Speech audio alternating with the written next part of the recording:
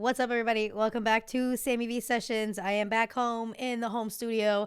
The last time you saw me, I was in my Tokyo hotel room on our last leg of our Japan trip with some friends. And now we're all home trying to readjust to real life. Before I get into the rest of the Japan trip, I just wanted to show you guys my nails that I did by Iconic Nails in Tokyo.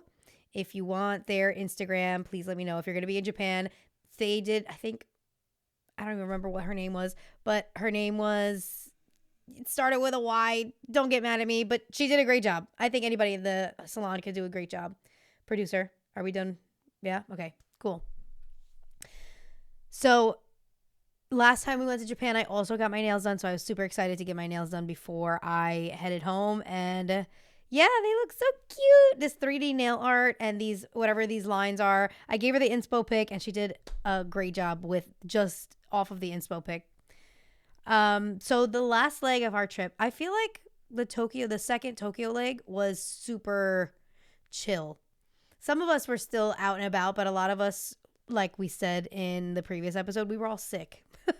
We all got sick towards the end of the trip, and that really put a downer on our trip, but we still trudged through. Thank God for Japanese over-the-counter drugs, because those were the only ones that got us through the rest of the trip.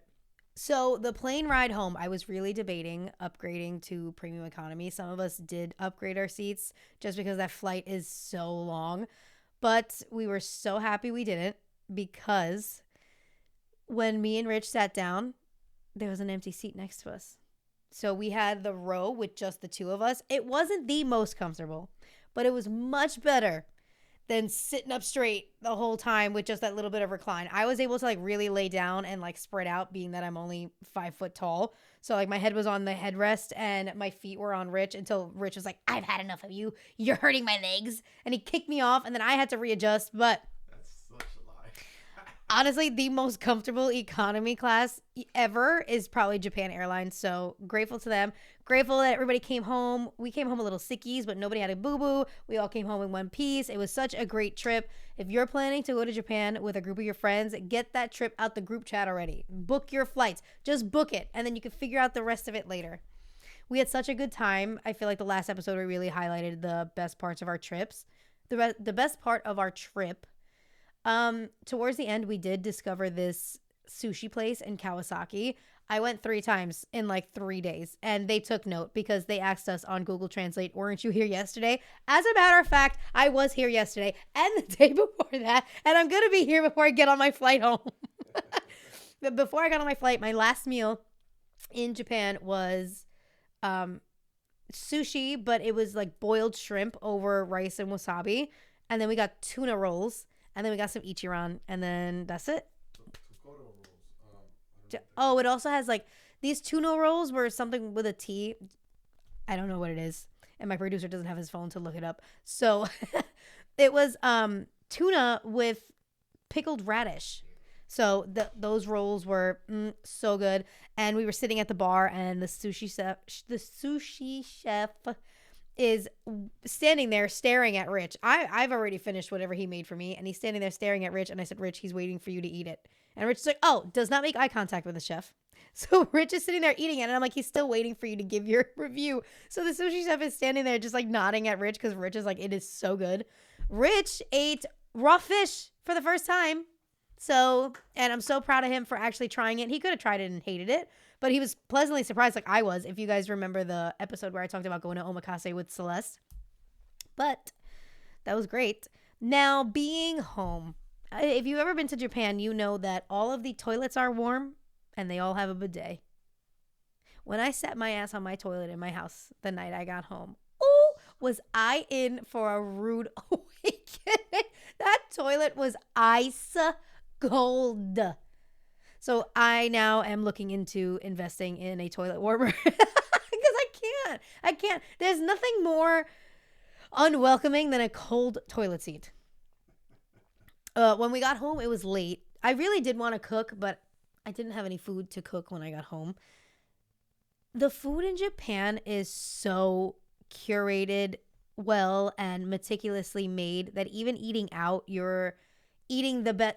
Like here at home, you can make better food at home than you can eating out. In Japan, You can eat better food eating out than you can make at home. So having every meal eating out in Japan, like it feels like home cooking because of how much work and love they put into their food. Here, we ordered some Qdoba. First of all, we didn't even get a lot, and it was $45 motherfucking dollars on Uber Eats. Okay, $45. That's number one. Number two, it was horrendous. The word, and I love Qdoba. Qdoba is higher in my chain than a lot of other fast food restaurants, but.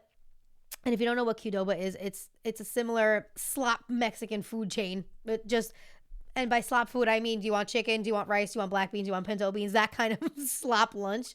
But it's much better, in my opinion, than a lot of the other chains. But ordering it through Uber Eats, I don't know if it was because it was late. I don't know what it was, but it was absolutely disgusting and not worth the price. Meanwhile, me and Risha over here eating bluefin tuna for like $3 a piece in Japan. And here I am paying $45 for nasty ass fake Mexican food. Oh, so if you invite me out to eat, it's got to be stupendous now that I'm home. Because now that I'm off of Japan again, I'm in this hole. It's not even worth eating out. One, it's not worth the price. And two, it's just not good quality food, period. Being home now, and this happens every time I go on a trip, to be completely honest. But I'm like, I need to get the fuck out of New York City. I need to go. It is time to go. For a moment, I've said to myself, this is New York City. I've always born and raised a New Yorker, born and raised a Queens girl. I can never leave. This is my home. But honestly, and people had said it after COVID, like things had changed. And I have to agree with it. Now I'm starting to see like, oh, they were right that things have desperately changed in the city after COVID. For example, I was just browsing through Zillow. The price of apartments, and not that they're just expensive, they're not worth it. Who is making the market prices for apartments right now? That's one important question. Two, who is able to afford them? I was just telling my husband earlier that this rising cost of apartments is not going to stop until they have nobody to rent the apartments, unfortunately. What was the statistic that you read earlier? It was Manhattan and Brooklyn rent prices have historically made higher, have historically broken record in how high the costs are in rent. Right. So Manhattan and Brooklyn right now are going through the higher costs, but then you have Queens tailing shortly behind them.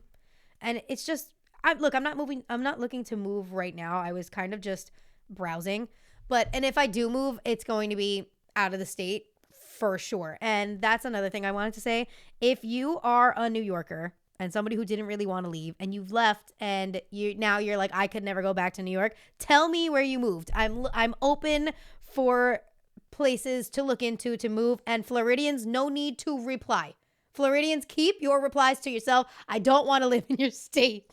I do not want to live there. I know a lot of people in Florida. I love my people in Florida. I could never.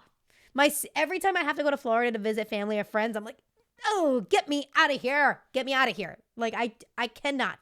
Now, ever since I was little, I've always dreamed about moving to California. Always, always, always. So especially if you're a New Yorker that has moved to California and you're like, I could never look back. Let me know where you live in California. If you've lived in multiple places in California, places that I should visit if I think about moving over there, let me know in the comments. Comment them or DM me. Either way, I want to know your opinions, except for Floridians. Y'all can have that state. Thank you so much. Harry Potter is coming out as a series on HBO. That is dropping Christmas Day, December 25th, 2026, which I think is really great because I don't know who made it a hard rule, but Harry Potter is a Christmas movie. The whole series. You only watch Harry Potter during Christmas time. From like Halloween to Christmas, that is Harry Potter time. And whoever created the series knew people like to watch Harry Potter during Christmas. That's when we're going to drop the series. If you ask anyone, I am not somebody who watches TV or movies. But one thing I did dedicate the year 2024 to was finishing all 7 of the Harry Potter books, and I did it. and they were probably the best series that I've ever read, except for Twilight. Twilight is up there too. And I'm talking about the books. I'm not talking about the movies. Don't come over here with your Edward versus Jacob or this and that Forest song, okay? Like, I am a diehard Twilight fan of the books. Nah, right. Rich is doing the sound better. Rich is definitely doing the sound better. But I am hardcore fan for the books. And that goes for Harry Potter too. I finished most of the Harry Potter movies, not all of them. I'm really excited for the series. But I pray that they don't fuck it up because I'm going to be tight. I mean, for the characters so far, Ron looks super cute. The new Harry looks super cute.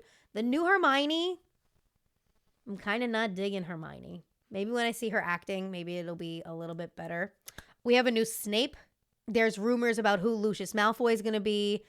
They're saying that the Malfoy actor was also in Lord of the Flies. I have not watched or read Lord of the Flies, and they said he was really good in that. So I was just watching a TikTok that the new Malfoy needs to be locked in, looking in the mirror every day, talking about Potter.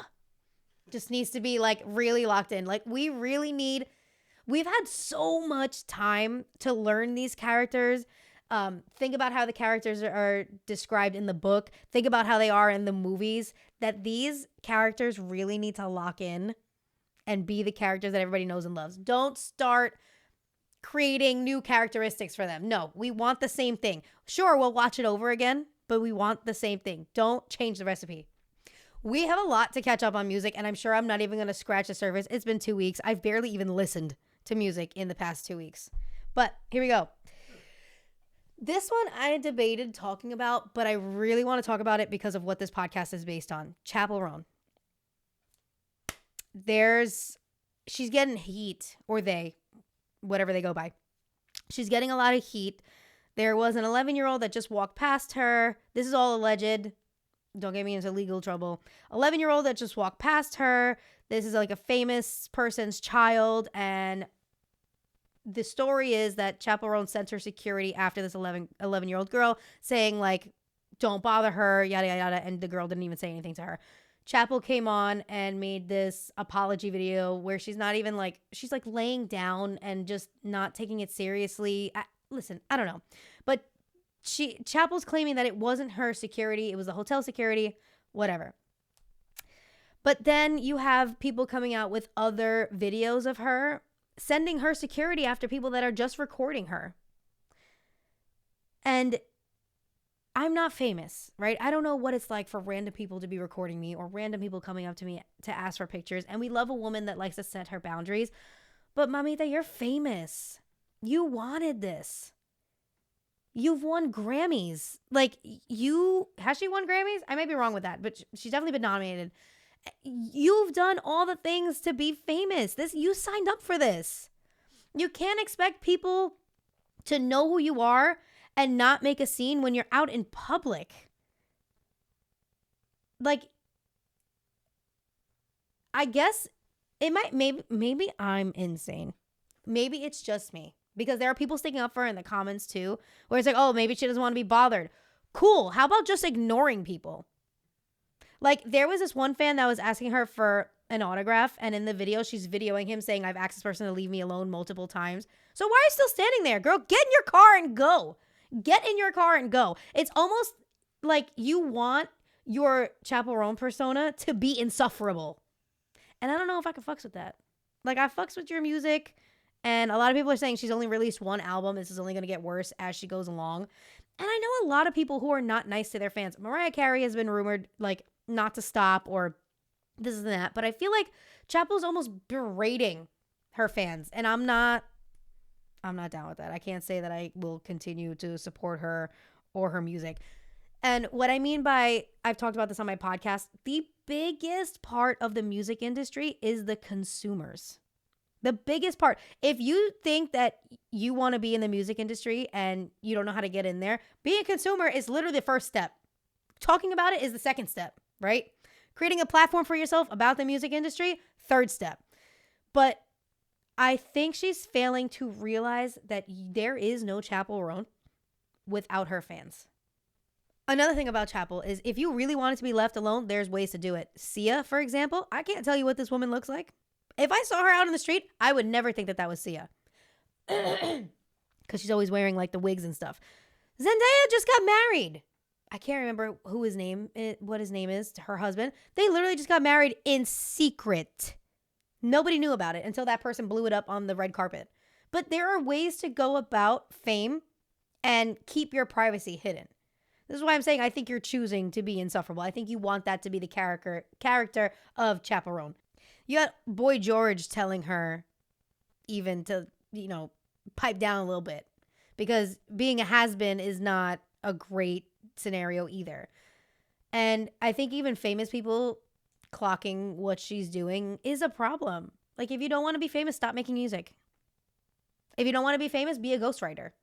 There's so many people who are in the music industry that are not known, that don't get chased down. And that's it. That's all I'm saying about that. It makes me so angry when people are not nice to their fans. Or just being a decent human being. But I digress. Rosalía is on tour, on her Lux tour, and in Milan, she had to cancel her show about 40 minutes into the show due to food poisoning, of all things. She literally comes on the mic and says, I don't know how much longer I can go on. She looks pale. She does not look well. In videos that fans have posted before she made the announcement that she might have to cancel the show that she's currently doing, she was literally dry heaving and like trying to hide the fact that she was about to vomit. Can you imagine being thrown in the air, twirled around, doing pirouettes, doing all these things, and having vomit sitting right here in your throat? Oh my God. I don't even want to leave my bed. And this woman was still trying to put on a performance. Say what you want about Rosalía. I've read it all. But that's a performer. To like be able to even pull through 40 minutes and not cancel it before the show starts is incredible. And I hope she gets well soon. I hope she doesn't have to cancel any more shows. I'm hoping that it's just food poisoning and not something more serious. But shout outs to Rosalía. If that was me and I was in the audience, yes, I'd be sad. But this woman's literally telling y'all, like, I'm throwing up backstage. Probably projectile vomiting backstage. I cannot do this anymore. How would you feel? I did too. Right. Like, what are you supposed to do about that? You want to catch me vomiting while I'm doing this performance? Or? It's crazy. Yeah. No, I'm talking about, like, as an audience member, how would you feel? In all honesty, I wouldn't be mad. Because I'd put myself in her shoes. Like, okay. Right. Am I really going to projectile vomit into the crowd? Or am I going to let them know, yo, I'm not feeling well. Sorry, guys. Right. Like, at the end of the day, these famous people are still human beings. And we have to have sympathy for them and be aware that human things happen, like vomiting and pooping. And you don't want that to happen on stage. Who wants that? Nobody wants that.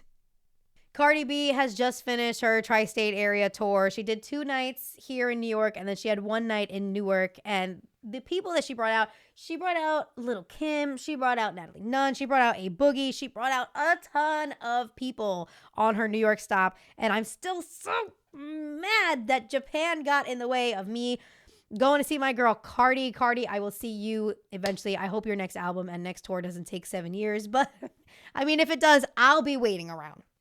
I heard so many people had a great time at the concert. I'm so sad that I didn't get to go. She was performing, what song is that? The line is Cardi put the pussy on Offset. She's been ignoring the fact that it says Offset for all of her shows. And then in New York, she accidentally slipped and said Offset, and her face of disgust. We all know Offset is in bed, kicking his feet, giggling and laughing that she actually let that slip, okay? I'm sure he's got a tweet or two about it too. So a lot of people in New York were on TikTok waiting for her to come to New York and perform Red Bars.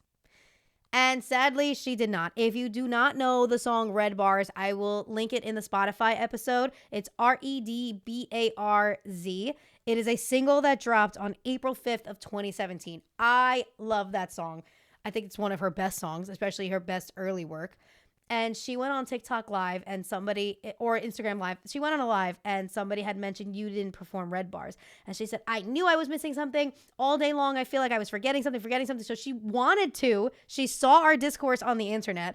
That's another thing about my girl Cardi. My girl Cardi is on the interwebs, rotting like we do, scrolling through TikTok like we do. You'll always catch her in the comment section of some video. So maybe next tour when I get to see her, maybe she'll perform it then. But if you don't know the song, the video is good too. You can search it up on YouTube. Redbarz by Cardi B. Definitely look it up if you have not heard the song before. Okay, song of the week. We're going to mention my girl Young Miko again. Young Miko dropped a new single with Skrillex called Duro. And I hope you go and listen to it. I just spit everywhere. I hope you go and listen to it. I really like it. It's giving 2010s vibes. And yeah, that's it for this episode. Nice, short, sweet, cute. Hopefully next week I have more time to dive into some music updates for y'all. Some new songs, some new drops. But your girl's still jet lagged and tired. But until next time, take care of yourself and each other.